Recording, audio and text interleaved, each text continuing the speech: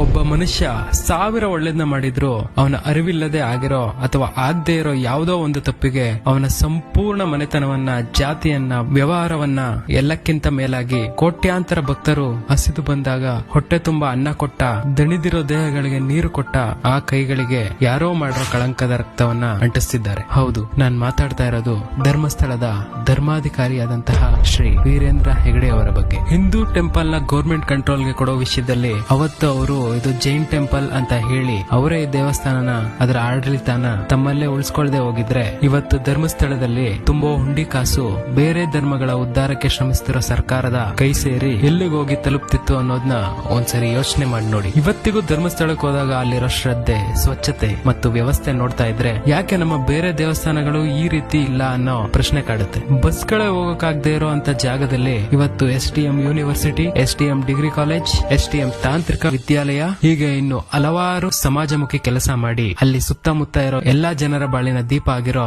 ವ್ಯಕ್ತಿಯ ಬಗ್ಗೆ, ಖರ್ಚಿಗೆ ಕಾಸು ಮಾಡ್ಕೊಳ್ಳೋಕೆ ಗ್ಯಾಮ್ಲಿಂಗ್ ನ ಪ್ರಮೋಟ್ ಮಾಡ್ತಿದ್ದ ವ್ಯಕ್ತಿ ಒಬ್ಬ ಯೂಟ್ಯೂಬ್ ಅಲ್ಲಿ ಇಷ್ಟ ಬಂದಂತೆ ಮಾತಾಡ್ತಿದ್ರೆ ಅದನ್ನ ಬೆಂಬಲಿಸ್ತಿರೋ ನಮ್ಮ ಜನಗಳನ್ನ ನೋಡ್ತಿದ್ರೆ ನಗುವುದು ಅಳುವುದು ನೀವೇ ಹೇಳಿ. ಅದೆಷ್ಟೋ ಜನ ಧರ್ಮಸ್ಥಳದ ಮಂಜುನಾಥೇಶ್ವರನ ಜೊತೆಗೆ ಶ್ರೀ ವೀರೇಂದ್ರ ಹೆಗಡೆಯವರ ಫೋಟೋನು ದೇವ್ರ ಮನೇಲಿ ಇಟ್ಟು ಪೂಜೆ ಮಾಡ್ತಿದ್ದಾರೆ. ಇಂತಹ ವ್ಯಕ್ತಿಗೆ ಈ ರೀತಿ ಅವಮಾನ ಮಾಡಿದ್ರೆ ಯಾವ ದೇವ್ರ ಮೆಚ್ತಾನೆ ನೀವೇ ಹೇಳಿ. ಇಂತಹ ಊಹಾಪೋಹಗಳಿಗೆ ಕಿವಿ ಕೊಟ್ಟು ದೇವ್ರ ರೂಪದಲ್ಲಿರೋ ವ್ಯಕ್ತಿನ ಸಂಶಯದಿಂದ ನೋಡೋದನ್ನ ನಿಲ್ಸಿ. ನನ್ನ ಅಭಿಪ್ರಾಯ ಸರಿ ಅನ್ಸಿದ್ರೆ ಈ ವಿಡಿಯೋನ ಎಲ್ಲಾ ಕಡೆ ತಲುಪಿಸಿ.